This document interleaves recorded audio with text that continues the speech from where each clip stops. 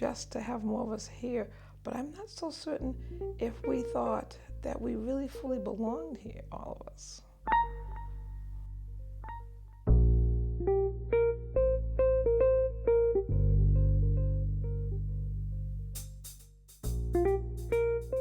I am the class of 1968. When I arrived at Pembroke, and I came sight unseen, I arrived at Pembroke, there was a Pembroker who was a senior, an African American, and one who was a sophomore, and then there were 6 of us that came in 1968. So we were the first big class of African American students, female students. I don't think we had another black girl in the dorm. There were only 8 in my class, I believe. So we were spread around at the Pembroke campus.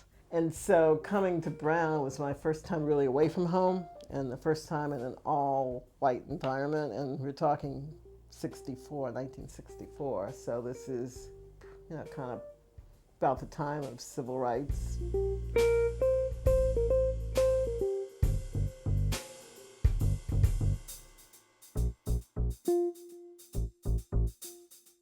I will say that I myself went through what others would call, and I guess I would too, call an identity crisis. The striking culture shock for young black women coming out of public education, out of inner city schools, out of more homogeneous black environments was stunning. And I recall walking up Thayer Street, fainting, and ended up in the infirmary. I literally was overwhelmed with being different.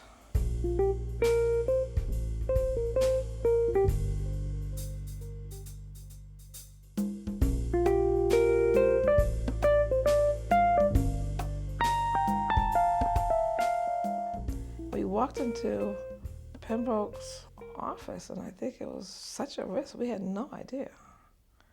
And I remember the university was really into changing our behavior, pull in your behavior, and work through the system.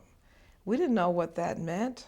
We weren't really terribly interested because of the sense of urgency. And I remember we had discussions in the dorms at Pembroke with white students about, we're not asking for a quota. And I remember some students being shocked because I said, we don't want a ceiling, we want minimum. We don't really care if Brown becomes black. It was founded on a slave trade anyway. So I remember those discussions. Lots of real healthy, intense, peer-driven dialogue was happening on the Pembroke campus. I'm not sure what's happening on the campus for Brown because we were all over on the Pembroke side. I know I was over in the quad, over in the quad in front of the Ratty, and I was told by someone that I needed to come in for a meeting. And so I walked into the Ratty, and for the first time in my life, I saw women inside the refectory. There were black women, and the black men were gathering with the black women at a table. And so what the women told us was that while the men and women had been negotiating with each one of the deaneries, which were relatively independent at that time, about increasing the numbers of African American students with each incoming class. On the Brown side, there had been some traction gained, and the deanery had agreed to do some things, provide some programs and money and some support. On the Pembroke side, the answer back was nothing. We're not going to do it. We're not going to change anything. Forget it. So the question was, what do you do about that?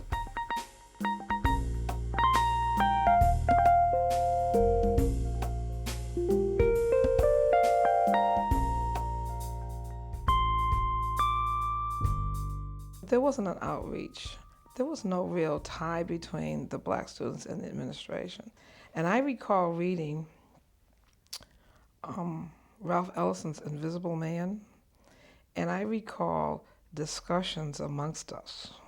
We're only visible when we're not here. And there was this instinctive urging that there's got to be more of us for anyone to see us. But Ralph Ellison's work taught us, though, I think, but you can also be visible by not being here at all. and that Brown's culture seemed to argue that that was necessary. So we went to looking at representation and eventually, support counseling, faculty, so we could have people that look like us who are contributing to academia in every form and fashion. That was our priority.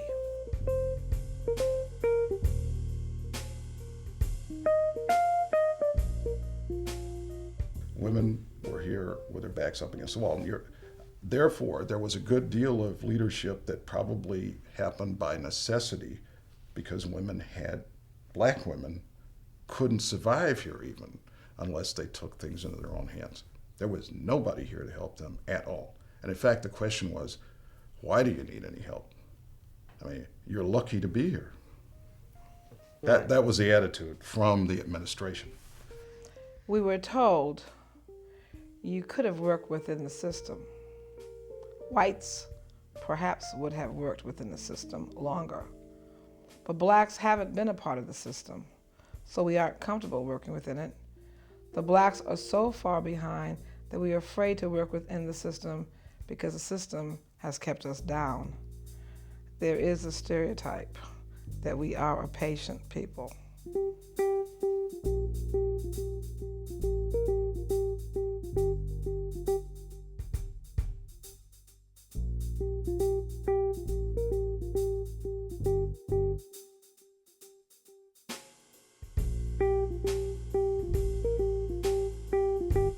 The racial tensions on campuses had been going on for a couple of years.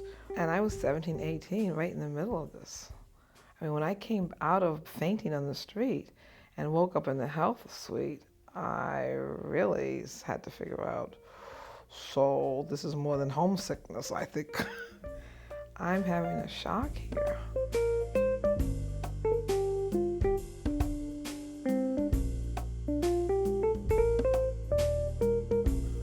I would suggest that some of us were just faithful and hoped that the difference would be made without really knowing if it would happen. You can see me looking over at Glenn, I'm kind of like, okay, so we're going to do a change thing here, and it makes sense to me, and it's a reasonable request. It is just so rational.